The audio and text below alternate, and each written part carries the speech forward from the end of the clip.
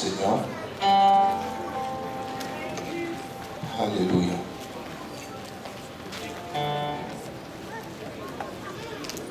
Dieu t'aime. Dieu t'aime. Dieu t'aime. Où que tu sois, Dieu t'aime. Quel que soit ce que tu penses de toi, Dieu t'aime. Les choses que nous demandons à Dieu, on a parfois l'impression que Dieu a endurci son oreille pour ne pas entendre nos prières. Et c'est un mensonge de l'enfer. Parce que la Bible dit, avant que vous ne m'invoquiez,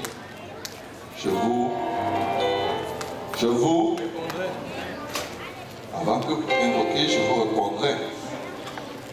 Avant que vous ayez terminé de prier, je vous aurai exaucé.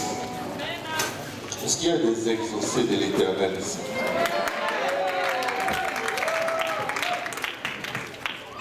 Alléluia. Ésaïe 59. J'espère qu'il y a quelqu'un à la projection.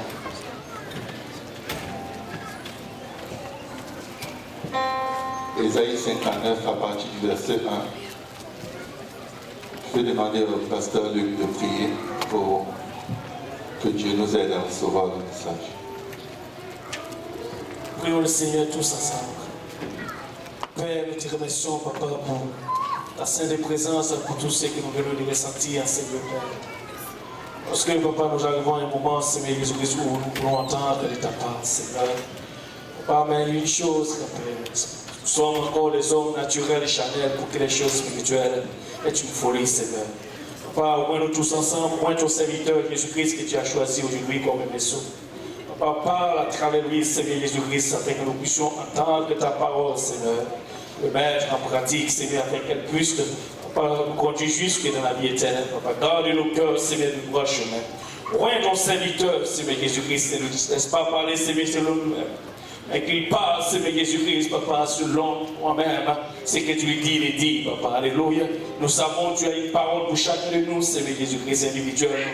Papa, aide-nous, Seigneur, à saisir ce que tu as pour nous aujourd'hui, avec qu'elle produit des fruits dans nos cœurs, que ce fruit nous conduise jusque dans la vie éternelle. Avec action de grâce dans nos cœurs, nous te prions au nom de Jésus. Que tout le monde dise au nom de Jésus. Au nom de Jésus. Est-ce qu'on peut acclamer le Seigneur très fort? Avant que nous versions rapidement, lire Ésaïe 59 à partir du verset 1. Non! La main de l'Éternel n'est pas trop courte pour sauver, ni son oreille trop dure pour entendre. Verset 2. Mais ce sont vos crimes, disons ensemble, mais ce sont vos crimes qui mettent une séparation entre vous et votre Dieu. Ce sont vos péchés qui vous cachent sa face et l'empêchent de vous écouter. Aide-nous, Seigneur. Au nom de Jésus, vous pouvez vous asseoir. Est-ce qu'il y en a ici qui savent quand Dieu leur parle?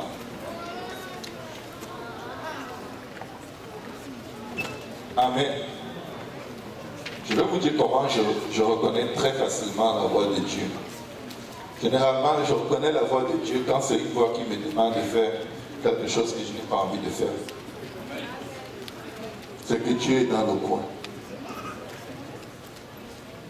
Dès que j'entends une voix qui me dit prie,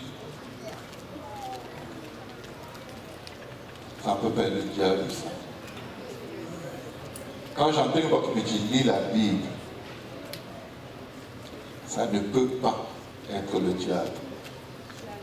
Mais des fois, ça peut arriver que le diable vienne utiliser la même phrase. Quand tu dois étudier, tu n'étudies pas. Parce que tu n'as pas envie d'étudier. L'ennemi te dit, lis la Bible. Il y a des gens qui ne vont jamais étudier pendant toute leur session, jusqu'à la veille de l'examen. Et là, ils sont stressés, opprimés par la courte période de temps qu'ils ont pour lire une tonne de documents. Subitement, ils deviennent spirituels. Ils décident de lire toute la Bible en 7 jours. ils vont se cacher dans la Bible pour ne pas voir leurs gros livres. Dans des moments comme ça, ce n'est pas Dieu qui te demande de lire la Bible. Parce qu'en réalité, tu ne lis jamais la Bible. Sauf quand tu veux fuir tes cahiers et tes cours. Quand tu veux fuir des confrontations avec des gens, tu deviens très spirituel. Quand tu crées des dégâts, et tout le monde en parle, et tu sais que quelqu'un va te confronter. Tu arrives le premier dans le sanctuaire, tu te couches par terre ici. Tu restes couché là à crier à Dieu.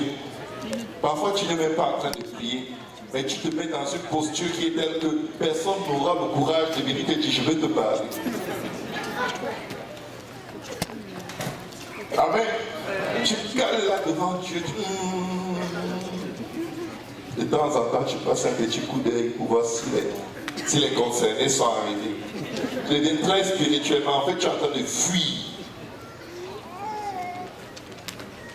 Dis à ton voisin, arrête de fuir. Les problèmes que nous mettons en attente sont en attente. C'est-à-dire que tant qu'ils attendent, tu vas venir les trouver. Tu peux faire le tour du monde, tôt ou tard, ils vont te rattraper. Il n'y a pas un endroit où quelqu'un peut suffisamment fuir loin de Dieu et de ses responsabilités. Ça n'existe pas. Change de pays. Le même problème va se reproduire dans ton nouveau pays. Parce que le problème est en nous. Seigneur, délivre-moi, délivre-moi, délivre-moi. J'ai senti l'Esprit me dire que je dois aller à Tombouctou. Parce que la vérité dans cet appel de Dieu, c'est j'ai 150 000 de dettes, je vais faire faillite. Et on va prendre ma maison. Donc, subitement, je sens un appel missionnaire vers Tombouctou. Et quand tu demandes, et ta maison, tu ne dis jamais à personne que tu es criblé de dettes. Tu dis, non, non, le Seigneur va s'en occuper. Tu as un appel missionnaire parce que tu fuis les dettes au Canada. Ça paraît irréel. Mais dans notre marche avec Dieu, il y a de ces mouvements qu'on va souvent faire parce qu'on fuit nos responsabilités. Vous savez, quand le Seigneur nous a appelés, il ne nous a pas appelés pour nous condamner ni pour nous juger. Mais il nous a appelés parce qu'il sait, il y a quelqu'un d'autre qui nous appelle. Quelqu'un qui est condamné, lié dans les ténèbres et dont le sort est déjà écrit.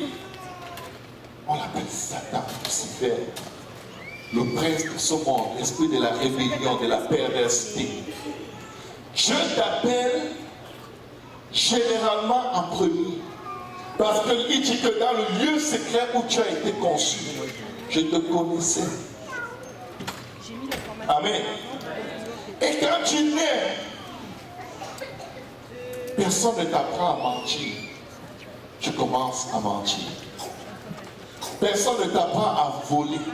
Tu commences à voler. Mais qui peut m'expliquer qu'est-ce qui se passe? C'est parce que tu as le deuxième appel. Ton premier appel est en toi quand Dieu te forme dans le sein de ta mère. Ton deuxième appel commence quand tu commences à prendre conscience après être né dans le monde. Mais Dieu t'appelle comme il a appelé Jérémie en lui disant que quand il l'a formé dans le sein de sa mère, il avait appelé prophète des nations. Ça, c'est l'appel de Dieu. Maintenant, quand Jérémie est né, il a grandi et il est arrivé à l'âge où le Seigneur voulait commencer à l'utiliser. Il y a deux autres appels qui ont sonné dans sa vie. L'appel de Satan et l'appel de sa propre chair. Ta chair te dit, je ne suis qu'un enfant.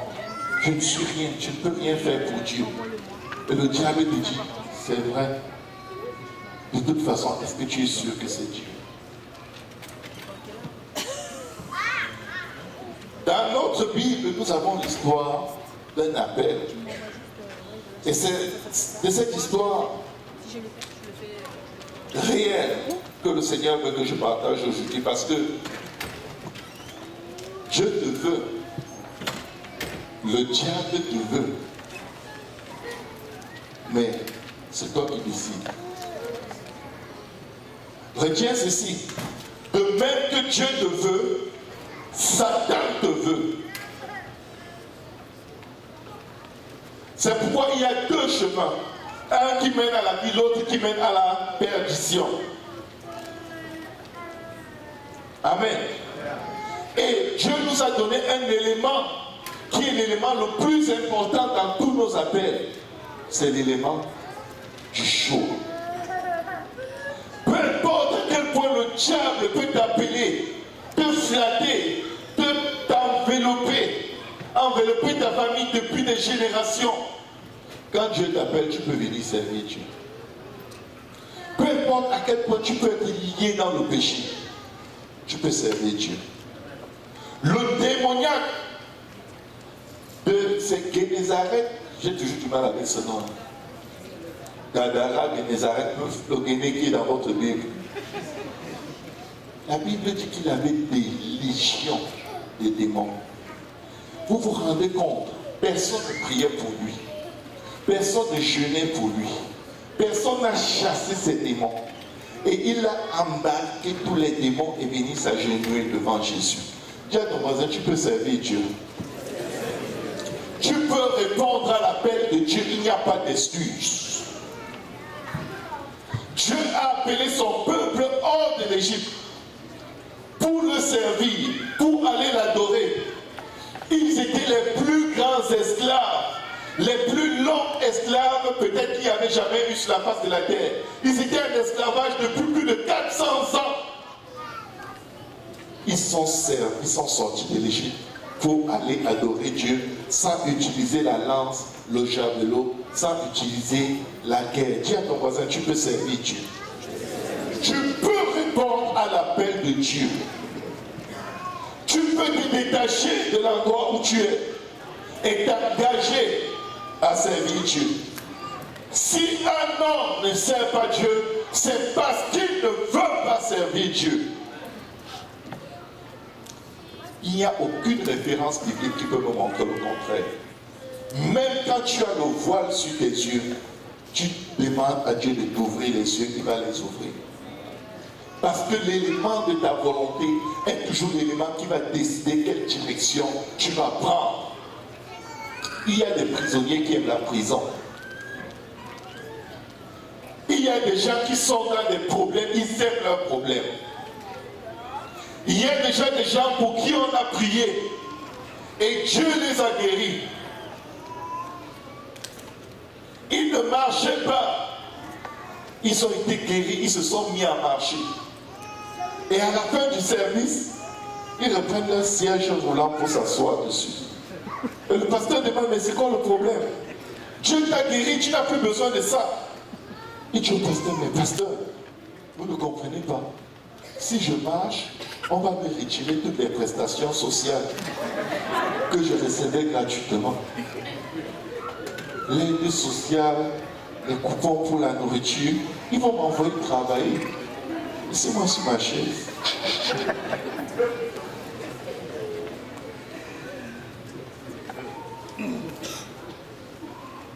La main de l'Éternel n'est pas trop courte pour sauver, ni son oreille trop dure pour entendre.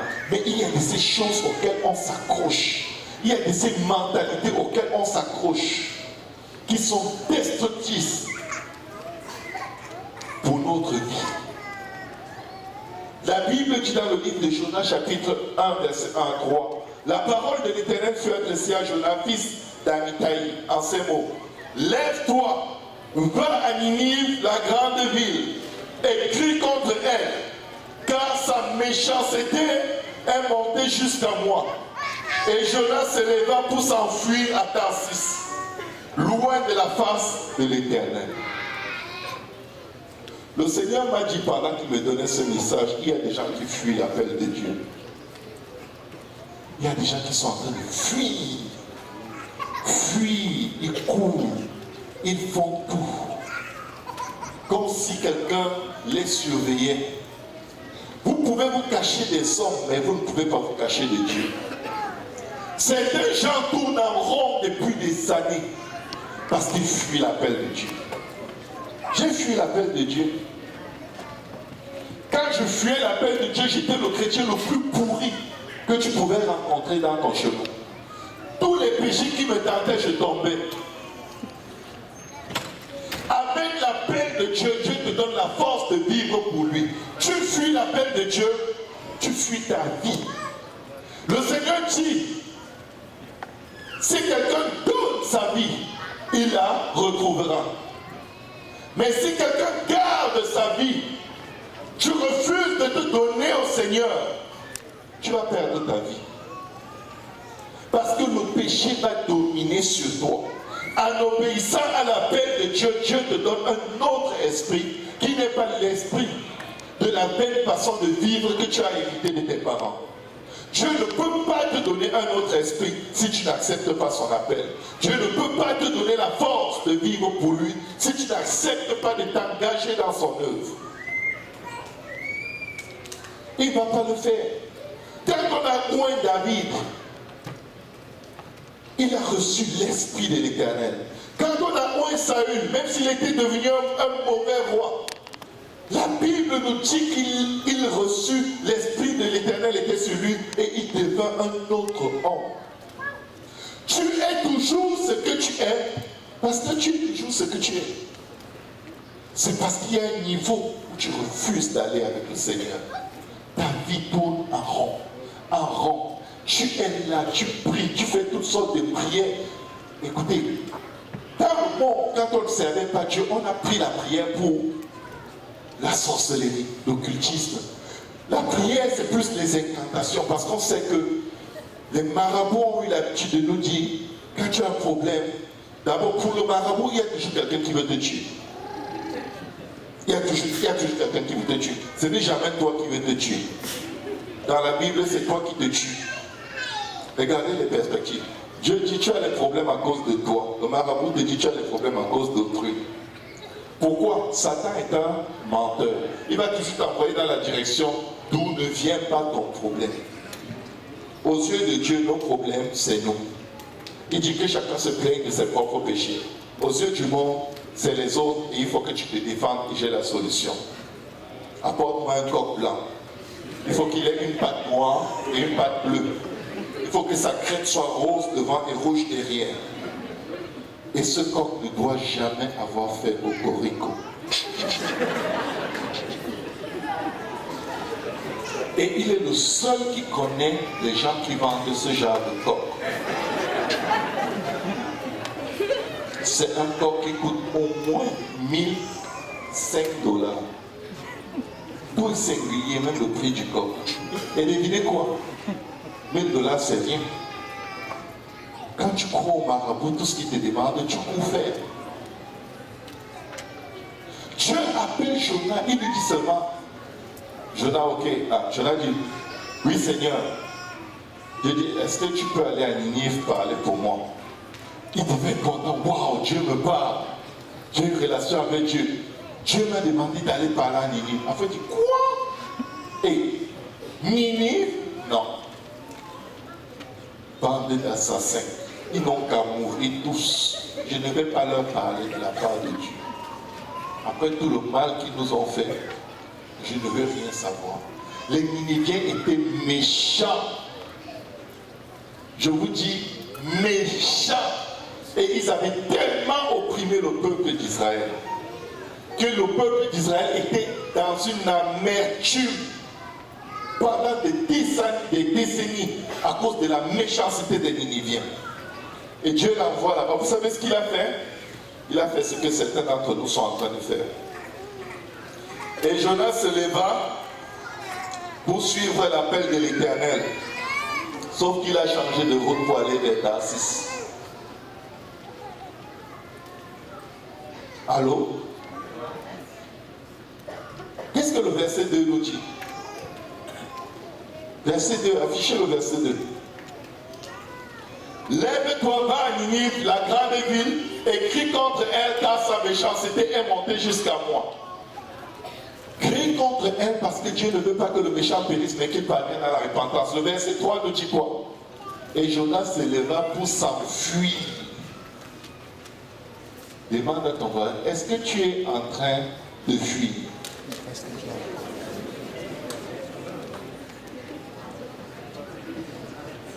C'est tellement maladroit de fuir. Tu fuis un Dieu qui est omniprésent.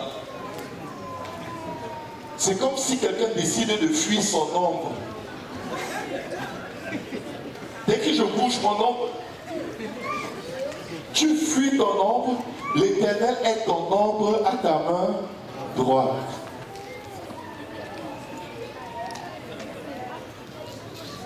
Il dit que même si tu vas dans les profondeurs de l'abîme, il est là. Si tu te caches dans les ténèbres deviennent lumière pour lui. Si tu es ici et que tu fuis l'appel de Dieu, il est là. Il est partout. Il est dans tes plans. Même les secrets de tes secrets, il les connaît. Le plan du plan du plan. Le quatrième plan que tu ne vas dire à personne parce que tu as exposé 3 faux plans pour dérouter tout le monde afin d'aller engager faire ton quatrième plan. Il sait. Certains prennent Dieu pour les pasteurs. Vous savez, les pasteurs, ils sont tellement innocents. Si tu ne leur dis pas quelque chose, ils ne savent pas. À moins que Dieu, dans une mission spéciale, ne leur révèle. On ne sait pas. Je ne sais pas où tu as dormi hier. Je ne sais pas avec qui tu étais hier. Je ne sais pas quel genre de conversation tu as eu avant d'entrer ici. Je ne sais rien. Mais Dieu sait tout. Et il dit à quelqu'un, tu es en train de fuir ta vie. Amen. Il voulait fuir loin de la face de l'Éternel. Il descendit à Jaffo et il trouva un navire qui allait à Tarsis. Il paya le prix du transport et s'embarqua pour aller avec les passagers à Tarsis, loin de la face de l'Éternel. La pire des choses que vous pouvez avoir dans votre vie, c'est un ami ou une amie qui fuit l'appel de Dieu. Pour résumer rapidement l'histoire, tous ceux qui étaient dans le bateau, avec le bateau et leurs marchandises, ont failli périr à cause de la proximité avec quelqu'un qui fuit l'appel de Dieu. Vous pouvez tuer des gens parce que vous fuyez l'appel de Dieu. Vous pouvez détruire des vies parce que vous fuyez l'appel de Dieu. Vous fuyez l'appel de Dieu, il vous retire le travail. Vous êtes au chômage et vous passez le temps à demander à gauche et à droite. Prête-moi quand j'aurai, je te donne. Prête-moi quand j'aurai. Tu n'as pas parce que tu fuis l'appel de Dieu. Ça veut dire que si je te donne, je m'oppose à ce que Dieu fait pour te sauver. Et si je m'oppose à Dieu, regardez ce que Dieu a fait. La Bible dit que Dieu a soufflé un vent sur la mer. Il a détruit la vie de tous les commerçants qui avaient peut-être le meilleur de leurs marchandises dans ce bateau. Il a saccagé tout. Dieu souffle sur la vie de quelqu'un qui fuit l'appel de Dieu. Tu viens l'aider. Devine quoi? Il faudrait que Dieu souffle aussi sur ta vie un peu. Parce que sinon, tu es en train d'encourager quelqu'un à recevoir l'appel de Satan et à fuir l'appel de Dieu. L'appel de Dieu était simple. Va dire aux gens, vous devez vous repentir. Implique-toi dans l'œuvre de Dieu. Fais un peu plus pour Dieu. Quelqu'un te dit, mais ton travail, tes enfants, l'école, le site. Écoutez, quand Dieu vient souffler sur ta vie, Dieu ne vient pas souffler sur toi, ni sur les gens, mais il vient souffler sur toute chose qui est utilisée par Satan pour t'appeler hors de la volonté de Dieu. Dieu soufflait sur quoi? Sur le bateau. Le bateau était utilisé par Satan pour l'amener hors de la volonté de Dieu. J'ai déjà aidé quelqu'un qui était hors de la volonté de Dieu. J'ai retiré $2000 de la carte de crédit pour l'aider. Dieu a soufflé sur les $2000. La personne est rentrée dans un niveau de problème qui dépassait celui où il était avant que je ne l'aide. Et moi, je suis entré dans un niveau de dette qui dépassait celui où j'étais avant que Dieu. Et Dieu m'avait dit de ne le faire pas. Ça, c'est le pire. Il me disait, pourquoi empruntes-tu? Pourquoi t'engages-tu pour prêter alors que tu n'as pas de quoi rembourser? Pourquoi voudrais-tu qu'on enlève ton lit en dessous de toi? J'ai dit, mais Dieu, la compassion alors c'est quoi? Dieu dit, je vais t'enseigner la Bible. Envoie. J'ai envoyé. On a pris. Il a eu la dépression. Après qu'on ait pris ce que j'ai envoyé. Et moi j'ai eu l'oppression parce que mon téléphone sonnait tout le temps pour la carte de crédit. Il y en a qui sont très intelligents, qui vont expliquer à Dieu, Seigneur, c'est parce que c'est quelqu'un de spécial. Tu vois, quand je souffrais, il était là. Dieu dit, il n'y avait jamais personne pour toi. C'est moi qui lui avais donné pour toi. Et je te dis, ne lui donne rien. Il fuit l'appel de Dieu. Tu es ici peut-être. Tu viens, tu mets un peu d'implication. L'implication minimale pour qu'on ne te cherche pas. Mais rien aussi ne change dans ta vie parce que Dieu t'appelle à un niveau supérieur.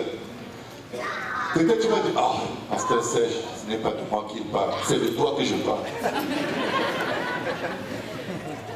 C'est de toi. Je te dis aujourd'hui devant Dieu, même si tu es en haut là-bas, c'est de toi. Si tu es caché là-bas, c'est toi. Si tu es là, même si tu es bébé, c'est toi. Donc aujourd'hui, quand tu vas rentrer chez toi, tu vas dire, Dieu m'a parlé. Pas que waouh, j'ai regardé le frère Jonas, il avait la conviction, Dieu lui a parlé aujourd'hui. C'est de toi que je parle. Même si tu dors pendant le message, c'est de toi. Tu dors comme Jonas qui allait dormir dans le bateau pour ne pas entendre les répétitions de l'appel de Dieu. C'est de toi. Amen. Lorsque nous fuyons l'appel de Dieu, nous fuyons parce que nous sommes appâtés par l'appel du diable, avec la proposition de nous offrir nos désirs. Je veux un diplôme, je veux un travail, je veux une femme, je veux un enfant. Comment vous pouvez comprendre qu'on est dans une génération où quand quelqu'un se répand de ses péchés, il vient dans la maison de Dieu, dès qu'il commence à suivre Dieu, il veut un mari. Ou il veut une femme. Mais elle veut un mari, pardon, on n'est pas LGBTisé. Elle veut un mari ou il veut une femme. Tu viens de venir à Dieu. Ah ok, je comprends. Révélation. Il te manque le sexe. C'est ça que tu as laissé dans le monde. Tu veux récupérer de façon légale. Dieu dit, je ne t'ai pas appelé pour ça. Je t'ai appelé pour moi. Je veux que tu apprennes à m'adorer et à m'aimer plus que toute chose. Je veux que tu me serves de tout ton cœur, de toute ton âme, de toute ta pensée. Je veux que tu m'aimes parce que je suis ton créateur et je suis ton rédacteur. Tu continues à vouloir l'homme, les choses de l'homme, les choses du monde. Je t'appelle. Je viens avec beaucoup de zèle. Car après 6 mois, il n'y a pas de mari qui réagit ni de femme. C'est la carrière. Tu fonces, la recherche de l'argent. La recherche de l'argent. La recherche de l'argent. Oh, je dois aussi aider mes parents. Mes parents ont beaucoup fait pour moi. Tu prends un deuxième boulot. Ta vie tourne en rond. Ta vie tourne en rond. La vie de Jonas a tourné en rond. Parce que l'Éternel a fait souffler sur la mer un vent impétueux. Et il s'est élevé sur la mer une grande tempête. Et le navire menaçait de faire naufrage. Peut-être tu as l'impression que ta vie est en train de naufrager. Peut-être tu ne sais pas encore. Mais ne te donne pas si après le service, ta vie prend une tournure qui ne ressemble pas à ce que tu pensais. Parce que Dieu veut toujours avertir pour nous donner l'opportunité de revenir de toutes nos mauvaises voies et de notre volonté. Amen. Vous savez, au jour du jugement, personne ne dira c'est à cause de mon mari que je n'ai pas pu servir Dieu. C'est à cause de mes parents, ils étaient fâchés. Quand j'ai voulu faire ce que Dieu demande, ils m'ont dit non, non, non, non, arrête, ne fais pas ça. Tu n'as pas besoin. Tu sais quoi? Nous, on priait même avant d'être. Nous sommes dans la prière depuis. C'est quoi le baptême au nom de Jésus? Baptême, c'est baptême. Ce n'est ni ton père qui écrit la Bible, ni ta mère, ni ton oncle, ni ta tante, ni tes amis qui te demandent de ne pas obéir à ce que la parole de Dieu dit. Aucun de n'est allé à la croix pour toi. Et quand tu vas dire devant Dieu, oh Seigneur, 62, c'est à cause de je voulais le faire, mais mon père m'a bloqué. Dieu dira, tu sais, je te comprends, j'étais là quand il te parlait, ou quand elle te parlait. Mais quand tu sortais avec les hommes et les femmes, est-ce que tu as demandé à ton père et ta mère? Quand ils ne voulaient pas, tu les as écoutés. Quand tu mentais, quand tu faisais tes déclarations d'impôts, et ils t'ont dit de ne pas le faire, tu les as écoutés. Tu veux me montrer que tu écoutes ton père plus que qui?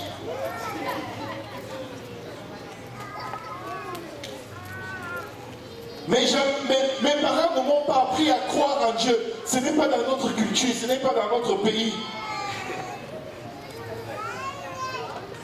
Est-ce que tes parents t'ont appris à chercher les femmes?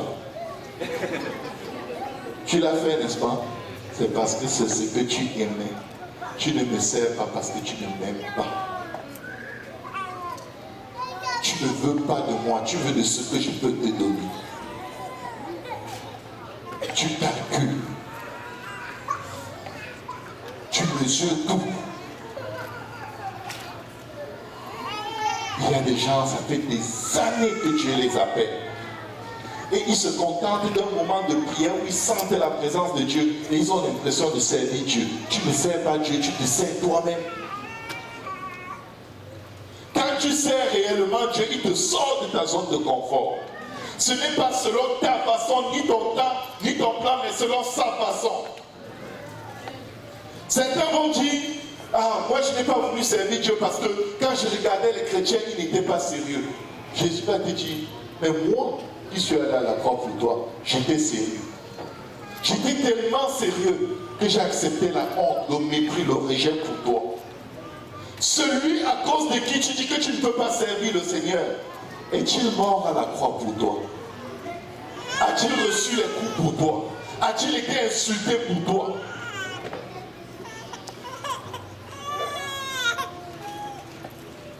Amen. D'autres m'ont dit, mais tonton et mes tatas spirituels m'avaient demandé de ne pas faire ce que le pasteur dit. Il n'y a pas les tontons et les tatas spirituels dans la Bible.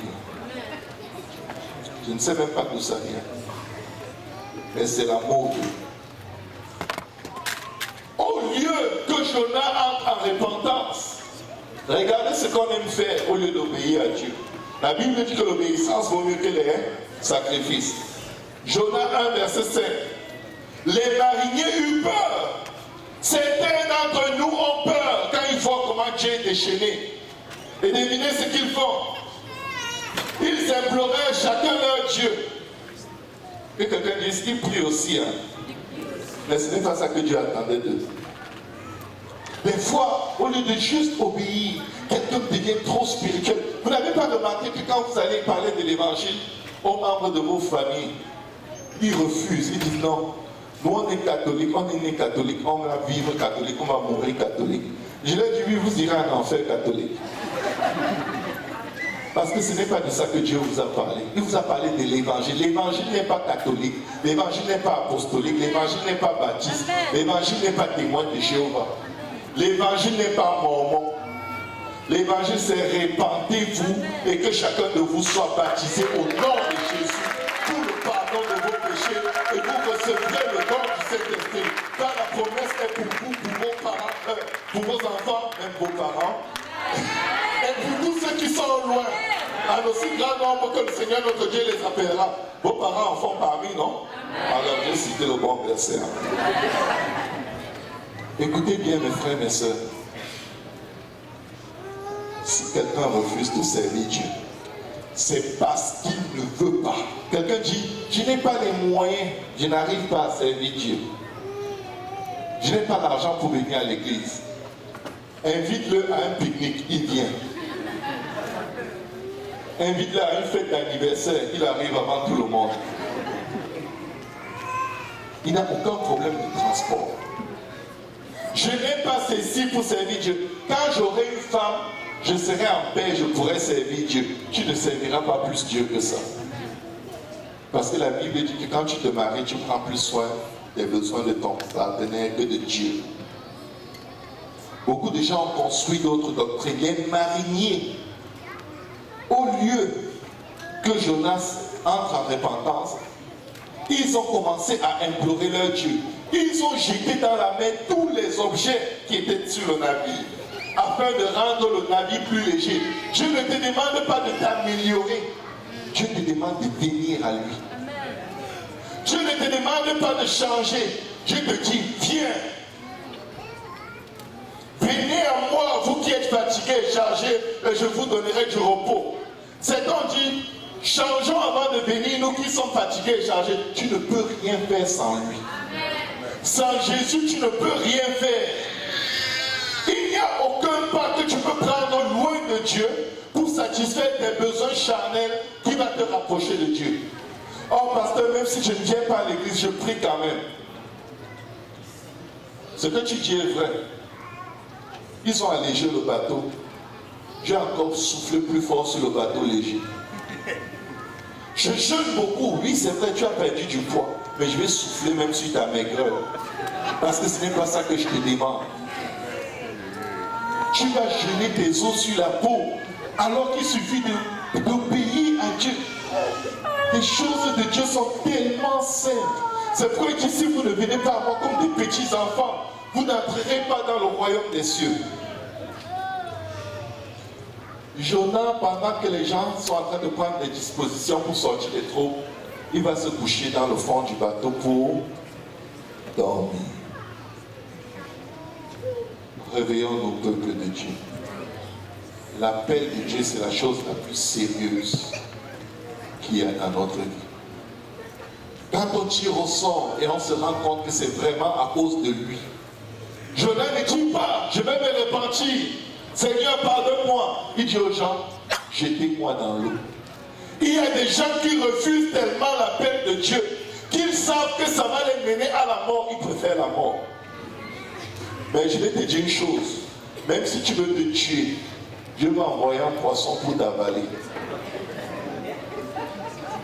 Même la mort ne va pas te délivrer de l'appel de Dieu. Dieu t'aime beaucoup. Dieu t'aime passionnément. Jonas s'est retrouvé dans le ventre du poisson. Les sucs gastriques ont épluché la peau de Jonas. Est-ce que vous avez déjà ouvert le ventre d'un poisson et vous voyez un autre poisson qu'il a mangé? Ou vous voyez tous les animaux qu'il a avalés? Ils sont décomposés. Jonas était en décomposition avant de se repentir. Je ne sais pas qui attend sa décomposition. Ton poisson et ta décomposition sont en chemin. Aujourd'hui, si tu entends la voix de Dieu, n'endurcis pas ton cœur. L'appel de Dieu est non négociable. Il ne va pas te forcer. Il va te laisser choisir. Mais lui, il t'aime suffisamment que il va mettre tout ce qui est possible d'être utilisé dans les cieux, sur la terre et sous la terre pour te faire répondre à son appel. Nous avons deux possibilités. Nous donner à Dieu, répondre à son appel volontairement, ou alors attendre que nous soyons dans le ventre du poisson. Ce qui est sûr, nous irons prêcher à Ninive. Si on peut s'élever.